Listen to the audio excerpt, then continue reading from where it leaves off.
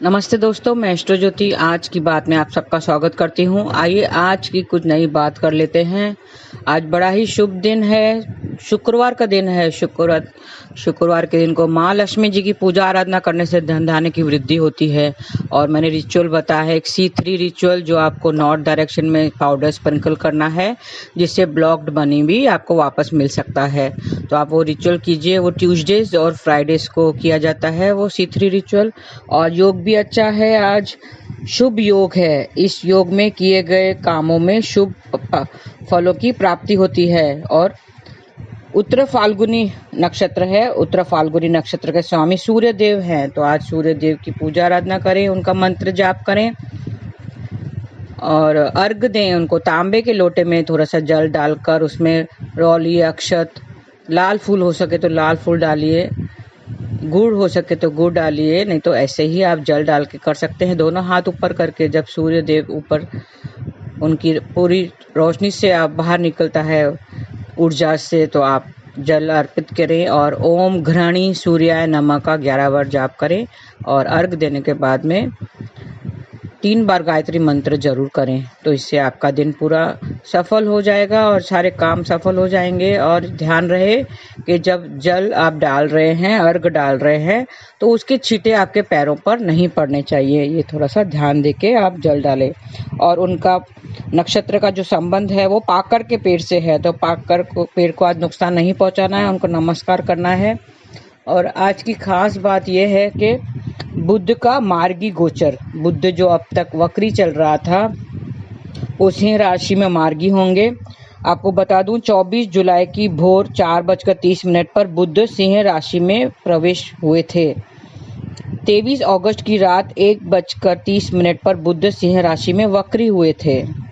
और आज देर रात 1:50 पर बुध सिंह राशि में मार्गी हो जाएंगे। मैंने वक्री और मार्गी की स्थिति कैसी होती है, क्या होती है, मैंने बताया था। वक्री मतलब उल्टा चाल चलना, उसमें अच्छे परिणाम नहीं मिलते हैं, वो अपना जो भी कार्य तत्व है वो नहीं दे सकते हैं। तो अब मार्गी हो जाएंगे तो अच्छे परिणाम मिलने के चांसेस हो जाएंगे। बुद्धि से काम लेने में आप सफल हो जाएंगे, क्योंकि वो बुद्धि और वाणी के देवता हैं और उनके स्वामी माने जाते हैं। और 1 अक्टूबर की रात 8:35 पर वो कन्या राशि में मार्गी रूप में प्रवेश कर जाएंगे। तो 1 अक्टूबर तक आपको थोड़ा सा ध्यान रखना है और 1 अक्टूबर को फिर वो राशि परिवर्तन करेंगे। बुध ज्योतिष, विद्या, शिल्प, कंप्यूटर और चौथे और 10वें स्थान का कारक है। बुद्धि और वाणी का देवता भी है, तो आप वाणी अपनी सही रखें और बुद्धि चलाएं। हर काम में सोच समझ कर, विचार कर आप वो काम करें।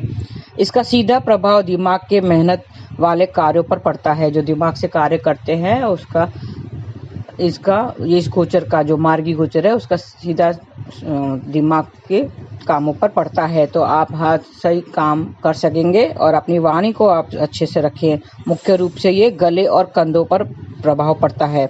गले में अगर आपको कुछ दिक्कत हो रही होगी, इतने टाइम से वक्री था तो थोड़े से प्रॉब्लम हो रहे होंगे, उनको आज से जब वो मार्गी हो जाएंगे तो गला ठीक हो जाएगा। और उससे अलग अलग राशियों पे अलग अलग प्रभाव डालेगा, सब राशियों में कुछ ना कुछ प्रभाव डालेगा। तो आप गाय की सेवा करें और ग्रीन चीज से कनेक्टेड रहिए। गाय को घास खिलाएं, चारा खिलाएं और केसर का तिलक लगाकर बाहर जाएं। केसर का तिलक मस्तक पर लगाएं और हरे मूंग रात को भिगोकर सुबह को वो जानवरों को खिला दें या चिड़ियों को खिला दें मूंग। और चांदी का, आप चांदी से कनेक्टेड रहिए। चांदी का कुछ लॉकेट वगैरह वो धारण कर सकते हैं, ब्रेसलेट वगैरह धारण कर सकते हैं। या तो चांदी के गिलास में पानी पीजिए, तो आपका मन शांत रहेगा, दिमाग भी शांत रहेगा और अच्छी तरह से आप निर्णय ले पाएंगे। और माँ दुर्गा की पूजा आराधना करनी है। बुद्ध के उपायों में भी माँ दुर्गा की और गणेश जी की पूजा आराधना करनी है। तो आज माँ दुर्गा चालीसा आप पढ़ सकते हैं और गणेश अथर्वशीर्ष का पाठ कर सकते हैं। मैंने कल भी बताया था, गणेश अथर्वशीर्ष का पाठ भी बहुत लाभदायक होता है। तो ऐसा मंत्र जाप करते रहिए। और हरे मूंग आपको दान करने हैं, मंदिर में हरे मूंग आप दान कर सकते हैं।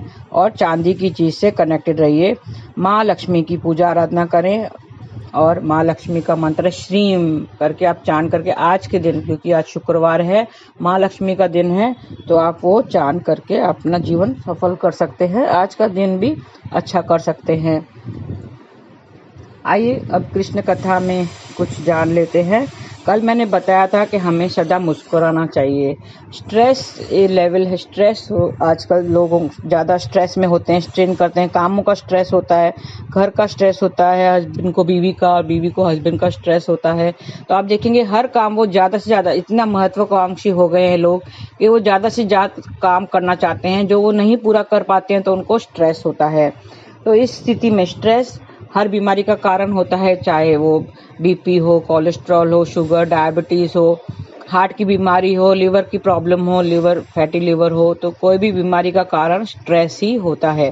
तो हमें स्ट्रेस का लेवल कम करना चाहिए। मैंने कल बताया था मन को कैसे कंट्रोल किया जाता है, तो उसके लिए स्ट्रेस का कंट्रोल करना बहुत ज़रूरी है। स्ट्रेस नहीं लेना चाहिए। हर एक छोटी छोटी बातों में आजकल जो जवान बच्चे हैं, नौजवान लोग हैं, वो स्ट्रेस लेना शुरू कर देते हैं। मोबाइल में अगर बैटरी डाउन हो गई, बंद हो गया मोबाइल, तो स्ट्रेस लेंगे, अगर कामों में कुछ ऊपर नीचे हुआ तो स्ट्रेस लेंगे।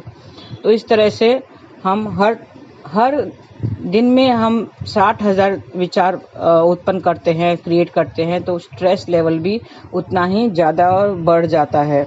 तो आइए एक छोटी सी कविता पेश करती हूँ, जिससे आपको समझ में आएगा कि हमें और इसका स्ट्रेस लेवल का सही तरीका ये है कि मुस्कुराते रहना चाहिए। हमें सुख दुख में मुस्कुराते रहना चाहिए। सुख दुख रात और दिन के समान है, रात के बाद दिन जरूर आता है। तो हमें भी ये याद रखना चाहिए कि अगर रात है, घनी हुई रात है, तो उसके बाद उजाला जरूर होगा, सुबह जरूर निकलेगी। आइए कविता में ध्यान देते हैं। जिंदगी में सदा मुस्कुराते रहो, जिंदगी में सदा मुस्कुराते रहो, फासले कम करो, दिल मिलाते रहो, जिंदगी में सदा मुस्कुराते रहो। दर्द कैसा भी हो आंख नम ना करो, दर्द कैसा भी हो आंख नम न करो, रात काली सही कोई गम न करो, एक सितारा बनो जगमगाते रहो, जिंदगी में सदा मुस्कुराते रहो। बांटना है अगर बांट लो हर खुशी, बांटना है अगर बांट लो हर खुशी, गम न जाहिर करो तुम किसी पे कभी, दिल की गहराई में गम छुपाते रहो, जिंदगी में सदा मुस्कुराते रहो। अश्क अनमोल है खो न देना कहीं, इनकी हर बूंद है मोतियों सी हसीन, अश्क अनमोल है खो न देना कहीं, इनकी हर बूंद है मोतियों से हसीन, इनको हर आंख से तुम चुराते रहो, जिंदगी में सदा मुस्कुराते रहो।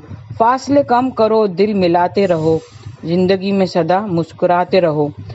तो इस कविता से हम ये सीख मिलती है कि हमें ज़िंदगी के उतार चढ़ाव में हमेशा मुस्कुराते रहना चाहिए और अपने आँख से जो आंसू है वो टपकने नहीं देना चाहिए। हमें अंदर हमें रखना चाहिए और मुस्कुराहट एक होठों पे होनी चाहिए, खुशी होनी चाहिए उसमें। और दूसरों की अगर भलाई करते हुए आपको खुशी मिलती है तो वो कीजिए। कोई जो जिस काम में आपको खुशी मिलती है, जिस लोगों से मिलने से आपको खुशी मिलती है, उनसे मिलिए, हालचाल पूछिए दूसरों का, बुजुर्गों का, किसी का आपको ख्याल रख के आपको खुशी मिलती है तो वो कीजिए। अगर दान पुण्य करने से आपको खुशी मिलती है तो दान पुण्य कीजिए और नाम जाप करते रहिए, क्योंकि नाम जाप करने से आपको मन की शांति मिलेगी और अंदर की खुशी है, अंदरूनी खुशी है, वो आपको मिल जाएगी। तो स्ट्रेस लेवल कम होगा और फिर आप ये विकारें जो काम, क्रोध, लोभ, मोह, ईर्ष्या, द्वेष, राग, ये सब जो होता है वो सबसे दूर भागेंगे। तो नाम कैसे जाप करना है? हरे कृष्ण कृष्ण कृष्ण हरे हरे, हरे राम राम राम हरे हरे। ऐसा नाम जाप करते रहिए, इस कीर्तन सत्संग से जुड़े रहिए, तो आपका स्ट्रेस उतना ही कम हो जाएगा। जितना देर आप नाम जाप करेंगे उतना स्ट्रेस लेवल आपका कम हो जाएगा। आप धीरे धीरे देखेंगे कि आपके अंदर एक अजीब सा बदलाव आ जाएगा, जो आप भगवान में लीन हो जाएंगे। तो आइए हम सब नाम जाप करें और अपने होठों में एक मुस्कुराहट जरूर रखें, क्योंकि मुस्कुराहट बहुत अनमोल है और वो बहुत कीमती है और उसका मोल आप नहीं लगा सकते। धन्यवाद। आज के लिए इतना ही। आपका दिन शुभ रहे। हरे कृष्ण।